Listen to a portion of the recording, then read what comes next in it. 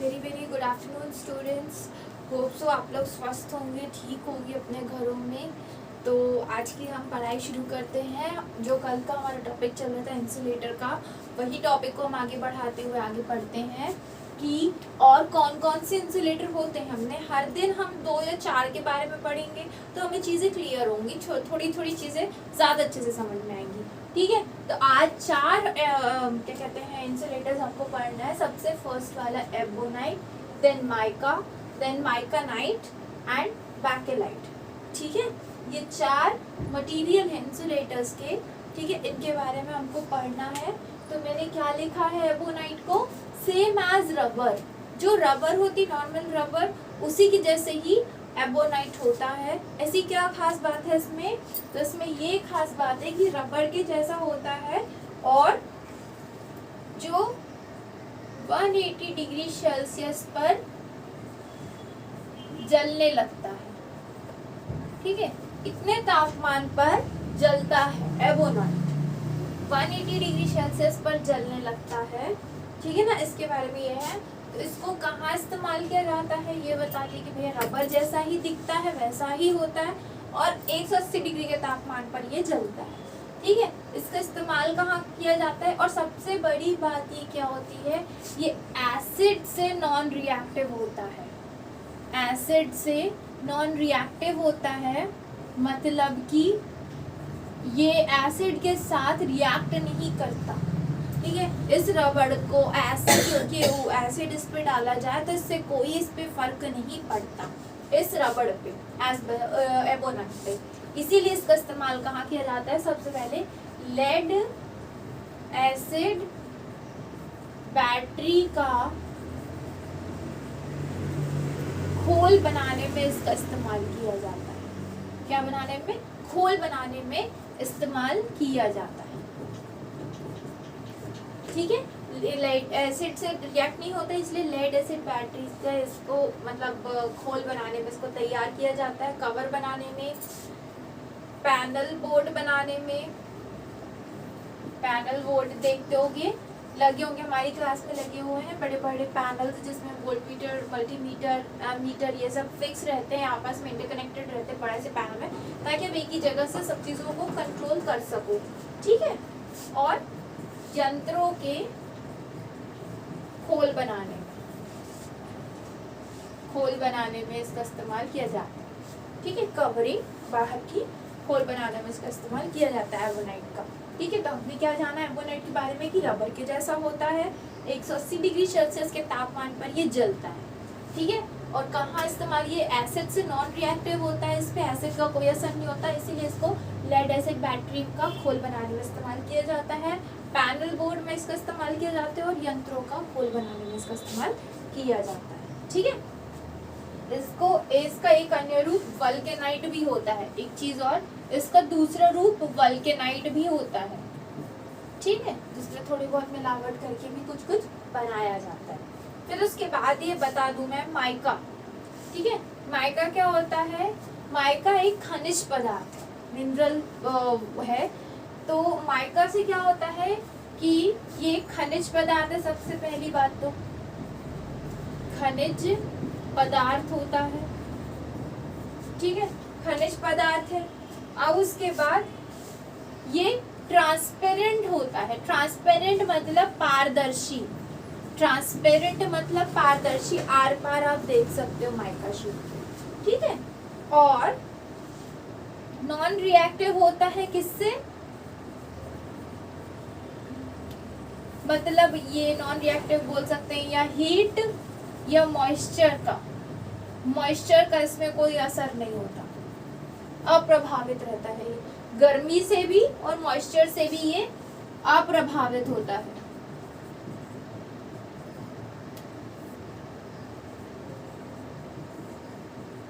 ठीक है, मॉइस्चर से अप्रभावित रहता है ये कौन, माइका। एक खनिज पदार्थ होता है, ट्रांसपेरेंट होता है और हीट एंड मॉइस्चराइजर से ये अप्रभावित होता है। इसमें हीट या मॉइस्चर का कोई असर नहीं हो सकता। ठीक है, अब आगे देखते हैं कि एक तो ये इसका कोई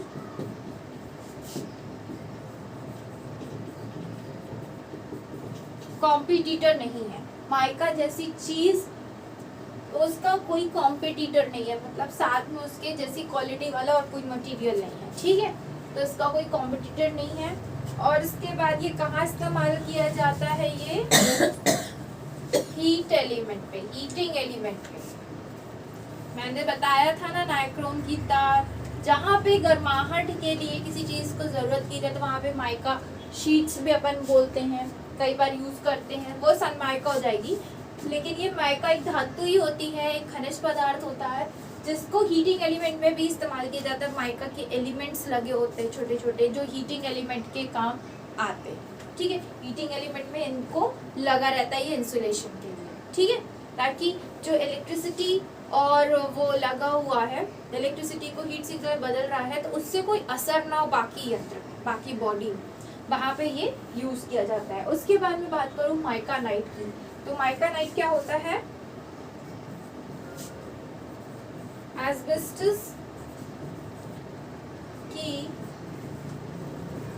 सबसे बड़ी बात, माइकानाइट क्या होता है, एस्बेस्टस की जो शीट होती है, एस्बेस्टस की जो शीट होती है वो मोड़ने में थोड़ा प्रॉब्लम करती है, ठीक है। एस्बेस्टस की जो शीट होती है वो मुड़ने पर प्रॉब्लम करती है या टूट जाती बार बार मोड़ने पर।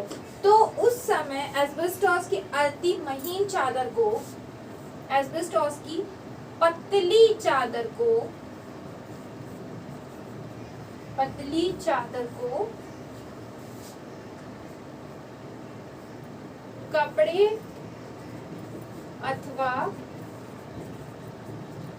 अथवा कागज पर वार्निश की सहायता से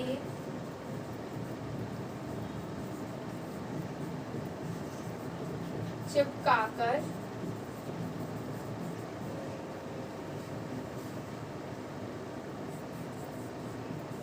माइकानाइट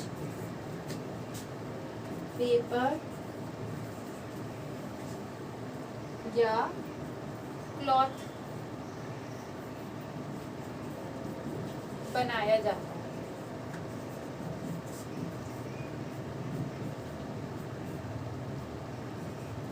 इसमें क्या लिखा है मैंने कि माइकानाइट जो धातु होती है वो क्या होती है, तो हमको ये पता है एस्बेस्टस एक धातु है, ठीक है, जिसको हम अभ्रक बोलते हैं। अभ्रक क्या होता है, अभ्रक की शीट को मोड़ने पर क्या प्रॉब्लम आती है कि वो टूट जाती है, मोड़ने पर टूट जाती है, ठीक है, मोड़ने पर टूट जाती है, जिसके कारण क्या होता है कि दिक्कत आती है कि भैया मोड़ेंगे तो टूटेगी। तो पतली क्या किया जाता है, एस्बेस्टस की ही पतली चादर को कपड़े अथवा कहना चाहिए कागज पर वार्निश की सहायता से, क्या होता है एस्बेस्टस की पतली पतली एकदम पतली चादर को कागज या कपड़े की सहायता से क्या किया जाता है, कपड़े पर वार्निश की सहायता से चिपका कर माइकानाइट पेपर बनाया जाता है। वार्निश की सहायता से एक माइकानाइट पेपर या कपड़ा बनाया जाता है, पतली पतली शीट होती है तो उसको इस्तेमाल किया जाता है। आप कभी वाइंडिंग भरते हैं, वाइंडिंग जहाँ वाइंडिंग की जाती है जिस दुकानों में, वहाँ पे आप देखेंगे पतली पतली ऐसी शीट रहती है जो वाइंडिंग को भरने के काम में आती है, ठीक है, वाइंडिंग भरने में, ताकि वो इंसुलेशन बना रहे, जो करंट है उस पर ट्रैवल कर रहा है वो पूरी मोटर पे करंट ना आए, ठीक है। तो उसके लिए पतली पतली शीट का इस्तेमाल किया जाता है, तो वो माइकानाइट शीट सी रहती है, ठीक है।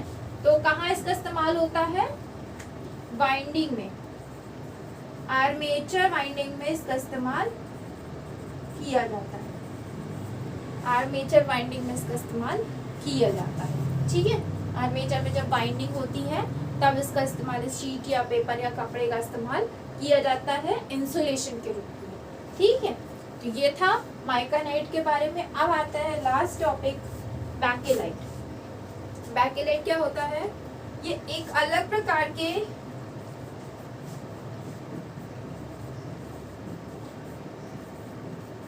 रेजिन, अलग प्रकार के रेजिन से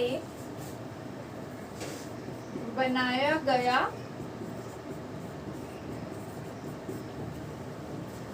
कठोर, ब्रिटल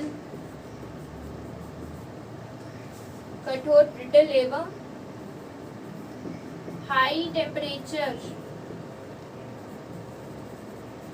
पर जलने वाला होता है। सबसे पहले ये अलग प्रकार के रेजिन से बनाया गया होता है, बहुत अलग प्रकार का रेजिन होता है, उससे बैकेलाइट बनाया जाता है जो कि कठोर होता है, ब्रिटल यानी कि भंगुर, जल्दी टूटने वाला, ठीक है। और लेकिन हाँ, हाई टेम्परेचर पर जलने वाला होता है, बहुत ज्यादा टेम्परेचर पर बैकेलाइट जलता है, वैसा इंसुलेटर है ये बैकेलाइट, ठीक है। एक प्रकार के रेजिन से बनाया गया है ये, अलग प्रकार के, जो कि बहुत कठोर होता है, ब्रिटल होता है, ब्रिटल नेचर यानी कि टूटने वाला नेचर वैसा होता है, और हाई टेम्परेचर पर जलता है, ठीक है। और इसको कहाँ इस्तेमाल किया जाता है, ये सभी जगह आपने देखा होगा यूज किया जाता है। प्लग टॉप पर इसका इस्तेमाल किया जाता है, तो प्लग फंसाते हैं, स्विच होता है, सॉकेट होता है, सीलिंग रोज होता है, ठीक है। इन सब में इसका इस्तेमाल बैकेलाइट का ही इस्तेमाल किया जाता है। जिस मटेरियल से आपका स्विच सॉकेट बनता है ना, स्विच सबके घरों में होगा, सॉकेट भी सबके घरों में होगा, तो वो बैकेलाइट का ही मटेरियल होता है, ठीक है। तो ये एक इंसुलेटर हुआ। तो आज की डेट में हमने क्या पढ़ा, इसका मैं लिख देती हूँ, स्विच, सॉकेट, प्लग टॉप, ठीक है, और सीलिंग